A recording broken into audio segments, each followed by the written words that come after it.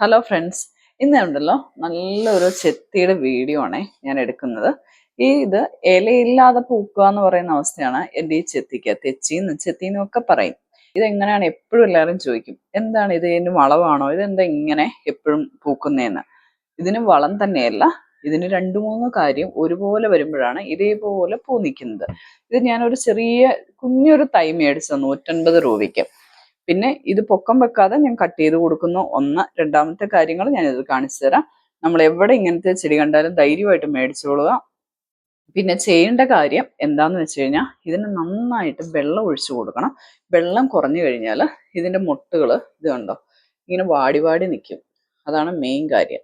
നന്നായിട്ട് വെള്ളം കൊടുത്തു കഴിഞ്ഞാൽ ഈ മുട്ട് നല്ല വിരിയുള്ളൂ.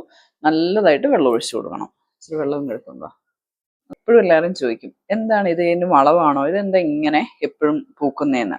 ഇതിന് വളം തന്നെയല്ല, ഇതിന് രണ്ട് മൂന്ന് കാര്യം ഒരുപോലെ വരുമ്പോഴാണ് ഇതേപോലെ പൂ നിൽക്കുന്നത്.